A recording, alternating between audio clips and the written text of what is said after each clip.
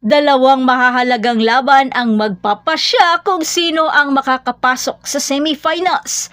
Pagkatapos magtapos ang laban sa PLDT at Chocomucho at ng Akari at Galleries High Risers ng Game 2. Muli na naman tayong pakabahin sa laban ng Creamline kontra sa Cherry Tigo at Petrogas kontra naman sa Zeus Coffee sa nag-iinit na quarterfinals ng Premier Volleyball League All-Filipino Conference.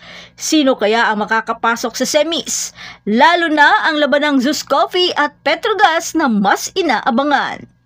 Ang top seed na Creamline na naglalayong makapasok sa semifinals sa ika-11 na sunod-sunod na pagkakataon ay nakaharap sa Cherry Tigo sa isang best-of-3 series. Ang Creamline na mayroong 10 kampyonato ay nagdomina sa Game 1 dahil yan sa 16 points ni Eliza Valdez at ang kanilang team effort. Ipinaliwanag ni Valdez na ang kanilang tagumpay ay dahil sa kanilang patuloy na pagsisikap at malakas na chemistry ng team, kahit na matapos ang 2 linggong pahinga. Si Coach Sherwin Meneses, bagamat mayroon naman siyang kumpiyansa sa kanyang kupunan, ay kinikilala pa rin ang fighting spirit ng Cherry Tigo at inaasahan ng isang matinding laban. Determinado ang Creamline na makuha ang isa pang pwesto sa Final Four at mas papalapit muli sa isa pang kampyonato. Samantala, ang pangalawang seed na Petrogas ay nasa isang must-win situation laban sa umuusbong na Zeus Coffee Thunderbelts.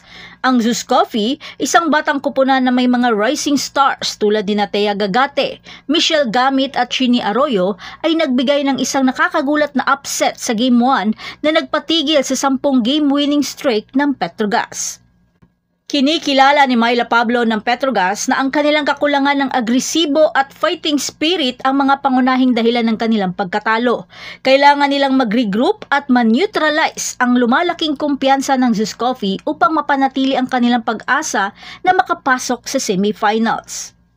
At syempre, nakakuha na ng kanilang mga pwesto sa semifinals ang Chocomucho at Akari Power Chargers.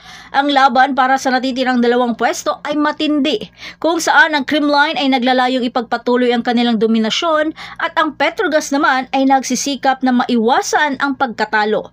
Pero ang napakalaking tanong, magagawa kaya ng Cherry Tigo ang upset? Makakabalik ba sa momentum ang Petrogas? At dahil dyan, mas patindi ng patindi ang aksyon sa quarterfinals sa best-of-3 series. Kaya sabay-sabay nating panoorin ang kapanapanabik na pagtutunggaling ito. At huwag kalimutan mag-like at mag-subscribe para sa karagdagang mga updates sa PVL. Sabihin sa akin sa comment section kung sino sa tingin nyo ang makakapasok sa semifinals.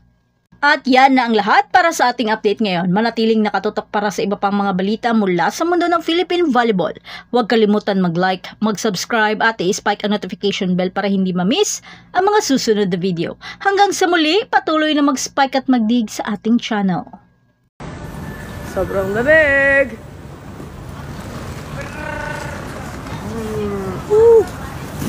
So cool.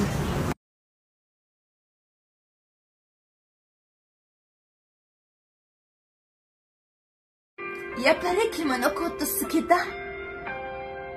この先、未来がどうなるかなんて。